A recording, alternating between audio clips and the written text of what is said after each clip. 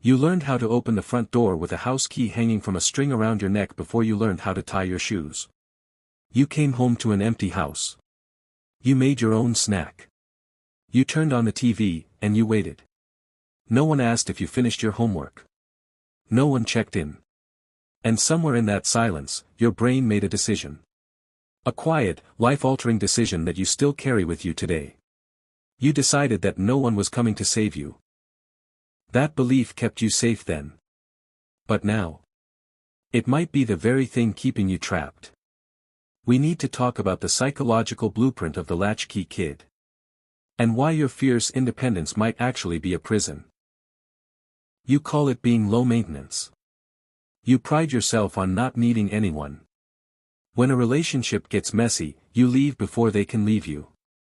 When you're struggling at work, you suffer in silence rather than asking for help.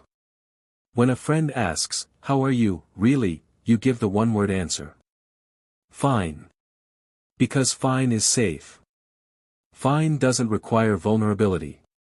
Fine keeps the walls up. But here is the lived experience no one talks about. You feel a constant, low-level exhaustion. Not from doing too much. But from carrying the weight alone. You watch other people lean on their partners, their families, their communities, and a part of you feels confused. Maybe even a little judgmental. How can they be so dependent? Yet, in the quiet moments, when you're alone, you feel a hollow ache. A loneliness that isn't about being alone. It's about being unseen. You built a fortress of self-sufficiency. But you forgot to build a door. But here is the truth you need to hear: you are not broken. You are not defective. This isn't a character flaw. It is a survival strategy. A brilliant, effective, necessary survival strategy that your brain installed when you were 7 years old. If you are a Gen X, or if you carry the Xennial microgeneration energy, you grew up in the gap. The gap between the rigid, top-down authority of the boomer world and the helicopter-parented, safety-first world of the millennials. You were the first generation of divorce. The first generation where both parents worked because they had to. The first generation to come home to silence. And in that silence, your brain learned the most important rule of survival: the only person you can rely on is you. It wasn't neglect in the way we think of it today. It was just the culture. But your nervous system didn't know the difference. It just knew that when you scraped your knee, you had to clean it up yourself. When you were scared of the dark, you had to talk yourself down. You adapted. And that adaptation became your identity. To understand why this pattern is so hard to break, we have to look at the brain. Specifically, we have to look at the internal working model. This is a concept from attachment theory, developed by psychologist John Bowlby. It's a mental map your brain creates in childhood about how relationships work. Think of it like this: your childhood was the software installation. Based on who showed up for you, or who didn't, your brain wrote a code. That code says, connection equals danger. Not obvious danger, like a tiger. But the danger of disappointment. The danger of relying on someone and them not being there.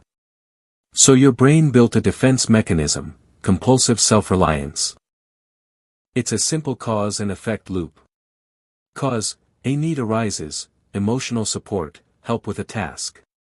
Mechanism: the brain predicts disappointment, based on childhood data. Result: you suppress the need. You handle it yourself.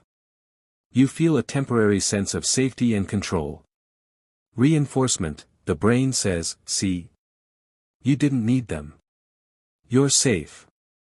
The problem is, this loop starves you of the very thing humans need to thrive: co-regulation. The ability to calm your nervous system by connecting with another calm nervous system. You've learned to self-regulate so well that you've forgotten how to co-regulate. And the human brain wasn't designed to go it alone. So how do you update the software? How do you install a door in the fortress without tearing the whole thing down? You can't just trust people. That's fake positivity. You have to rewire the mechanism. Here is a framework grounded in behavioral psychology and neuroplasticity. It's called the Latchkey protocol. Step 1, the micro-ask. Your brain believes that asking for help is a high-risk activity. The stakes feel like life or death. So you don't ask. We need to lower the stakes. What to do? Every day, for 1 week, make one micro-ask. Something so small it feels almost stupid. The psychology: this is called exposure therapy and behavioral activation. You are exposing your brain to the fear, asking for help, in a low-dose environment to prove the catastrophic prediction wrong. Real-life example: you're in the grocery store and can't reach a can on the top shelf. Instead of climbing up yourself, you ask a stranger. "Excuse me, could you grab that for me?" That's it. They grab it. You say thanks. Nothing bad happens. Your brain collects new data: asking is safe. Step 2, name the silence. The Latchkey kid's superpower is enduring discomfort silently. But silence keeps the pattern unconscious. What to do: when you feel the urge to pull away, to go it alone, to say, "I'm fine," pause. And say out loud, or write down, "I am withdrawing because I am afraid of being let down." The psychology: this is name it to tame it, a concept from Dr. Dan Siegel. By labeling the emotion and the defense mechanism, you move it from the amygdala, the reactive part of your brain, to the prefrontal cortex, the thinking part. You stop being the feeling and start observing the feeling. Real-life example: your partner asks what's wrong after a long day. Your instinct is to shut down and say, "Nothing." Instead, you take a breath and say, "I'm really tired, and part of me wants to shut down because I don't want to burden you. But what I actually need is just to sit next to you for 10 minutes. Step 3, tolerate the receiving. For the fiercely independent, giving is easy. It keeps us in control. Receiving is the nightmare. It creates a perceived debt. What to do: when someone offers you help, a compliment, or support, your job is to not deflect. Do not immediately return the favor. Do not explain why you don't deserve it. Just say, "Thank you." And sit in the discomfort of receiving. The psychology: this targets the debt schema. Your brain treats receiving as a transaction that must be immediately balanced. By simply accepting, you teach your brain that connection isn't a ledger. It's a flow. Real-life example: a colleague says, "Great job on that presentation." Instead of saying, "Oh, it was nothing, anyone could have done it," you pause, make eye contact, and say, "Thank you, I really appreciate that." Let it land. Step 4, rewrite the internal working model. This is the deep work. Your old model says, connection equals danger. We need to build a new one. What to do: at the end of each day, write down one moment where you felt a flicker of connection, no matter how small. A shared smile with a stranger. A text from a friend. Someone holding the door. The psychology: this leverages neuroplasticity through attention density. What you focus on, grows. You are literally building new neural pathways that support the idea of a benevolent world. You are training the reticular activating system (RAS) to look for evidence of connection, not just threats. Real-life example: you're walking your dog and another dog owner smiles at you. Later that night, you write, 7:15 p.m., dog park, brief smile with stranger. Felt neutral, but noted. So here is the simple mental model to hold on to. Think of your life as a house. For years, you've lived in a bunker.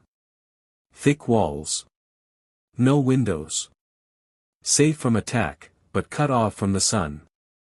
The goal isn't to demolish the bunker. You needed it. It kept you alive. The goal is to slowly, brick by brick, build a window. Then a door. Then a porch. The bunker is still there. It's your foundation. Your strength. Your resilience. But now, You can step outside. You can let the light in. You can let others in. You don't have to lose your independence to find connection. You just have to learn that letting someone stand beside you doesn't mean you're weak. It means you're finally home. You were the generation who learned to walk alone. But you don't have to walk alone forever. The key around your neck wasn't just a symbol of solitude. It was also a symbol of trust. Your parents trusted you. They gave you the key. Maybe it's time to give a spare key to someone else.